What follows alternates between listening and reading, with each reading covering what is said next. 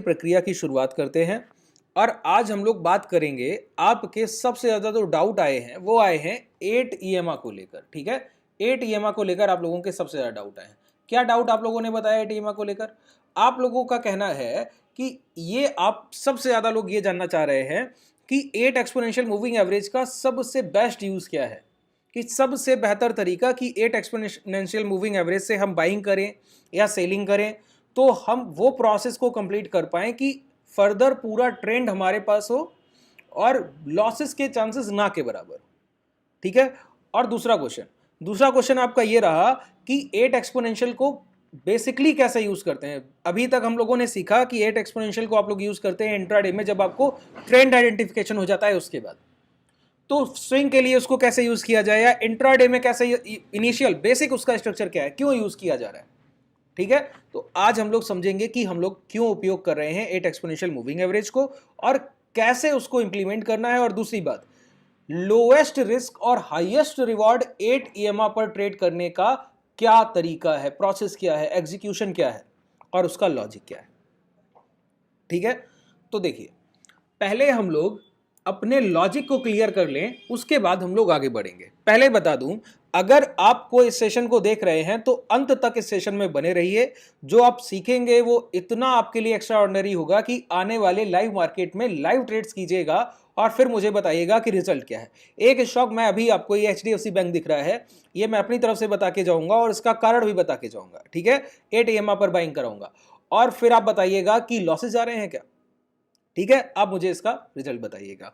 चलिए अब हम शुरुआत करते हैं 8 एक्सपोनेंशियल मूविंग एवरेज की। पहले बिगनिंग को समझ लेते हैं कि रीजन क्या है, कैसे यूज करना है, कारण क्या है, क्यों यूज कर रहे हैं। ठीक है, और सेशन पसंद आता है तो नीचे डिस्क्रिप्शन में हमारी कॉन्टैक्ट डिटेल्स हैं, टेलीग्राम चैनल का लिंक है, व्हाट्सएप ग्रुप का लिंक है, आप उसको ज्वाइन कर सकते हैं।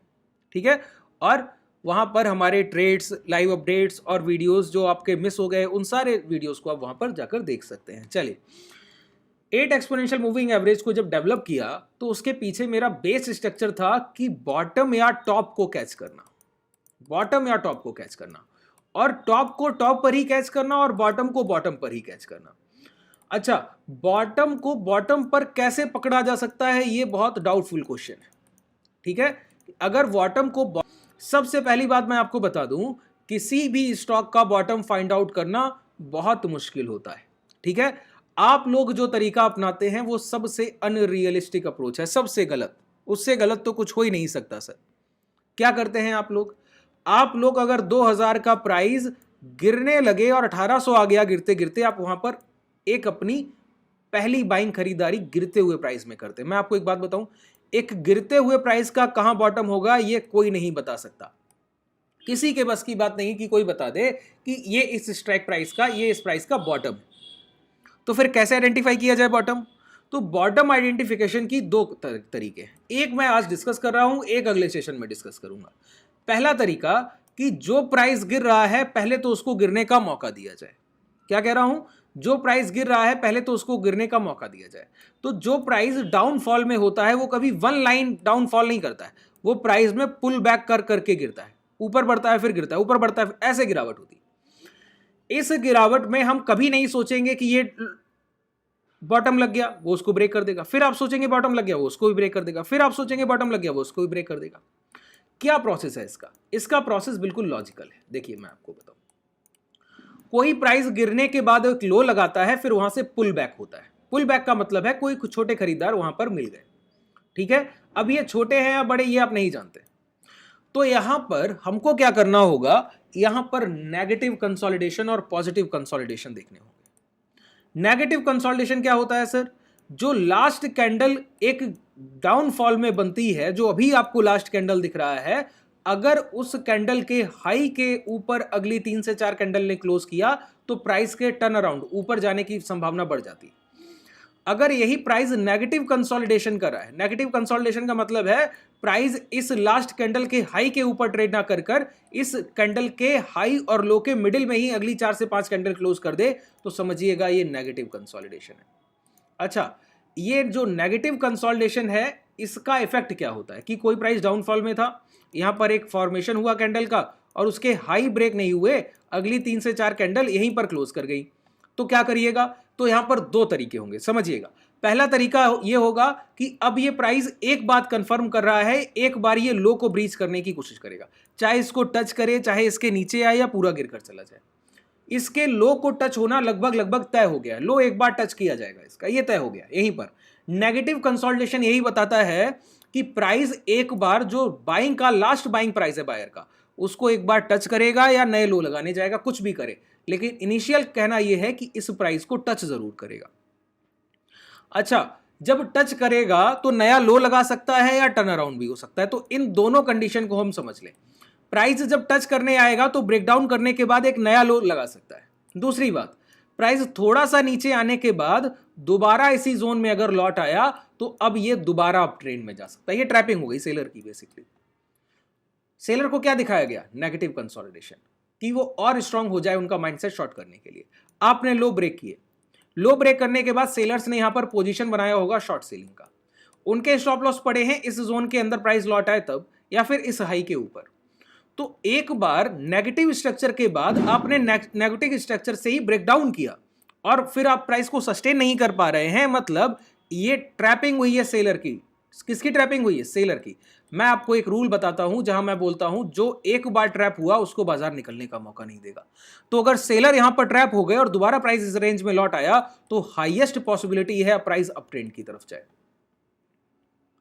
और ये बायर का, आखिरी खरीदार का लास्ट बाइंग प्राइस था। उसने अपने बाइंग प्राइस को बचा लिया जबकि सेलर उसको काट रहे थे। उसने अपने लास्ट बाइंग प्राइस को बचा लिया। तो ये एक अच्छे बायर का भी साइन है कि जो अपने सर्वाइवल पीरियड से निकलकर दोबारा प्राइस को अपनी रेंज में ले आया है, ये अच्छे बायर का भी साइन। तो इस तरह के स्ट्रक्चर में जब आप दोबारा प्राइस रेंज में लौटता है तब अगर आप बाइंग प्लान करेंगे तो आपके टारगेट बहुत बड़े होते हैं और स्टॉप लॉस एरिया बहुत छोटा। अब रिस्क आपका बहुत छोटा है और टारगेट आपके पास रेंज बहुत बड़ा वाइड खुल गया है।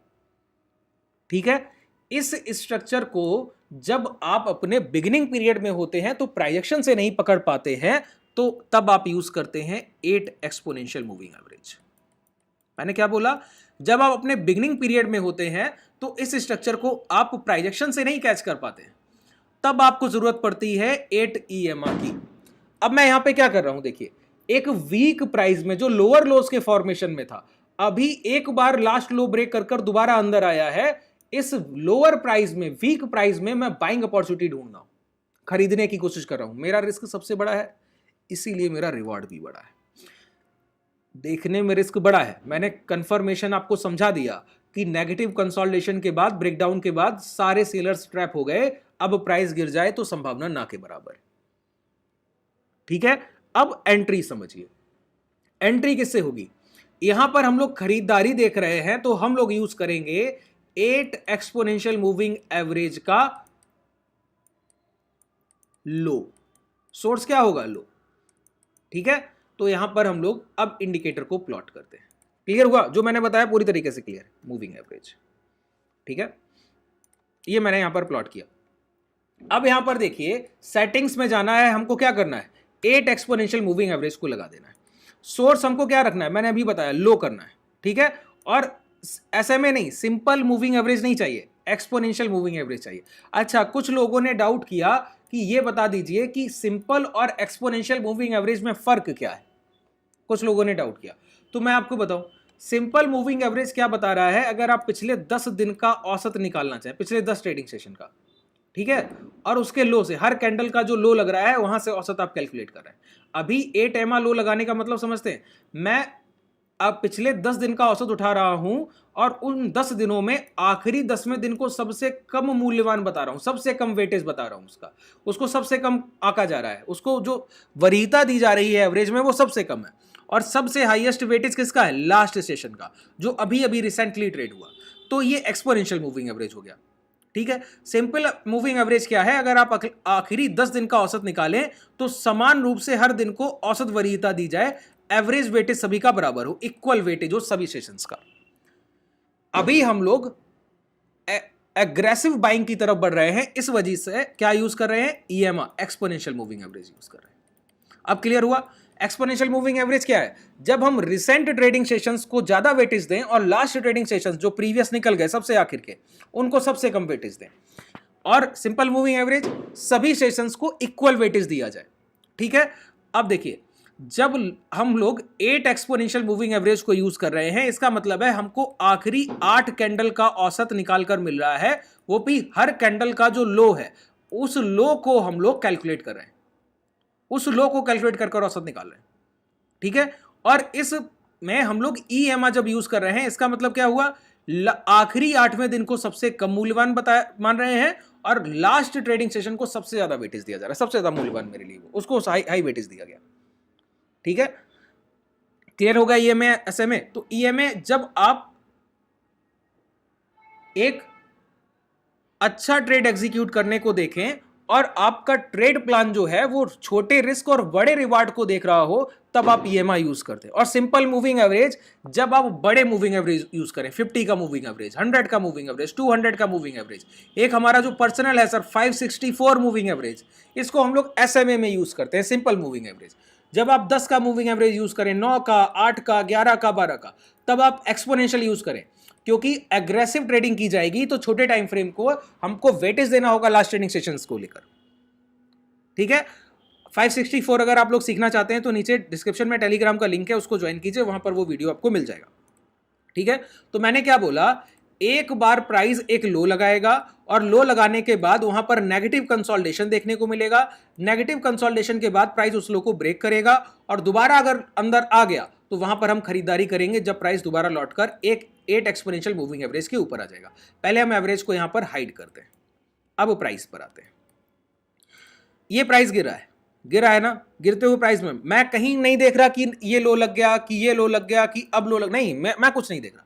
ये प्राइस यहां आया और अब ये लो लगा है ना, मैंने मार्क कर लिया कि लो लग गया। अभी खरीदारी नहीं कर रहा हूं, मेरा कोई बाइंग प्लान नहीं है सर, मैं बस देख रहा हूं, मुझे नहीं पता ये बॉटम है कि नहीं, मैं नहीं जानता। ठीक है, फिर मैंने देखा कि ये जो लास्ट कैंडल बना है, अगर मैं इसके हाई मार्क कर लूं तो मुझे समझ में आता है कि अगली 3 से 4 कैंडल के, 5-6 कैंडल के फॉर्मेशन इसी कैंडल के अंदर क्लोज कर रहे हैं, तो ये नेगेटिव कंसोलिडेशन है। नेगेटिव कंसोलिडेशन में मैंने आपको बताया प्राइस एक बार लास्ट स्विंग लो को टच तो करेगा ही करेगा, उसको ब्रेक करने की कोशिश करेगा ही करेगा। ब्रेक करने के बाद नए लो लगाने जा सकता है या फिर लौट कर दोबारा अंदर आ सकता है। अगर नए लो लगाने गया तो ये बॉटम प्राइस था नहीं, मेरी कोई खरीदारी भी नहीं थी सर। अगर लौट कर दोबारा अंदर आ गया, अब मैं इंटरेस्टेड हूं, अब मैं बाइंग अपॉर्चुनिटी देख रहा हूं। क्यों? सेलर्स ट्रैप हो गए। अच्छा, सेलर ट्रैप हो गए, अब मुझे एंट्री चाहिए। एंट्री कौन देगा? 8 एक्सपोनेंशियल मूविंग एवरेज ऑन कर दीजिए। यहां से ये विजिबिलिटी में आ गया। अब देखिए इस कैंडल ने इसके ऊपर क्लोजिंग किया। अब मैं आपको बोलता हूं HDFC बैंक बाई कीजिए। क्या बोल रहा हूं? HDFC बैंक बाई कीजिए और अपना स्टॉप लॉस अगर चाहे, हालांकि HDFC बैंक में हमारे ट्रेडर्स और मैं पर्सनली कोई स्टॉप लॉस नहीं ले रहा हूं। 1200 तक आएगा 1200 तक खरीदारी करेंगे, 1100 तक आएगा 1100 तक खरीदारी करेंगे। बिल्कुल सिंपल प्लान है। अगले 2 साल बाद मैं HDFC बैंक बेचूंगा तो 2000 या 2000 के ऊपर। ठीक है, आप अगर मेरी बात से सहमत हो तो खरीदारी कीजिए, अपना ट्रेड प्लान खुल कीजिए, अपना कैपिटल डिप्लॉय कीजिए, रिजल्ट्स आपके सामने होंगे। लिख कर दे सकता हूं 2000 के ऊपर बेचूंगा 2 साल के बाद। ठीक है, अब ये आपके सामने ट्रेड प्लान है। 2 साल से पहले बिक जाएगा, हालांकि एक टाइम पीरियड मैंने आपको दे दिया बड़ा सा। ठीक है, तो अब ये दोबारा जब प्राइस 8 एक्सपोनेंशियल मूविंग एवरेज के अंदर आ गया, जब मैंने सारे टेन्योर्स यहां पर चेक कर लिए, जितने मैंने ट्रेड प्लान में आपको बातें बताई, सब कुछ चेक करने के बाद मैंने बताया कि अब मुझे खरीदारी करनी है, तो 8 EMA डिप्लॉय किया। दोबारा प्राइस जैसे ही लौट कर आया, यहां मेरी 11 1410 12 14 15 ये मेरी एंट्री हो गई। एसएल मेरा क्या है? 1360 के नीचे। राउंड फिगर प्राइस देखिए, स्टॉप लॉस जब लिया कीजिए ना, तो इसके पास जो राउंड फिगर प्राइस बड़े प्राइस के लिए 50 के मल्टीपल या 100 के मल्टीपल, तो ये 11-1200 का प्राइस, इसके लिए 50 का मल्टीपल, तो ये लो क्या लगा है? 1163। ठीक है, तो सॉरी 1363। तो 1350 के नीचे अगर आपको डेली के 2 क्लोजिंग मिल जाएं तो HDFC से एग्जिट कीजिएगा और मान लीजिएगा आपका स्टॉप लॉस लग गया, और तब के लिए इतने छोटे रिस्क के अगेंस्ट में आपके पास टारगेट खूब खुले हैं सर। आप लोग देखेंगे ये 1600-1700 क्या जा रहा है, आपके आंखों के सामने सब कुछ होगा। ठीक है, तो मैंने आपको एक स्ट्रक्चर बताया, कैसे यूज करना है वो बताया, इंप्लीमेंट करने का प्लान बताया। अब आप इंट्राडे में जाकर पोजिशनल, इसको इंट्राडे में भी यूज करते हैं हम लोग। ठीक है, सेम 5 मिनट के टाइम फ्रेम पर आ जाए, बिल्कुल इक्विवेलेंट काम करता है, कुछ भी अलग नहीं जाना। ठीक है, अब यहां पर आपको क्लियर होगा कि क्यों खरीदारी कर रहे हैं। ठीक है, अब जाकर आप इसमें बाइंग कर सकते हैं और स्टॉक्स को चेक कीजिए, वहां खरीदारी की कोशिश कीजिए। अगर आपको यह सेशन पसंद आया है तो लाइक कीजिए, अपने शुभचिंतकों के साथ शेयर कीजिए, सब्सक्राइब कीजिए और अगर कोई डाउट रह गया है तो कमेंट सेक्शन में बताइए, विद इन 5 to 10 मिनट्स मैं आपको रिप्लाई करता हूं अगर आपका क्वेश्चन रिलीवेंट है और उसका कोई अच्छा उत्तर दिया जा सकता है तो। शुभ रात्रि, धन्यवाद।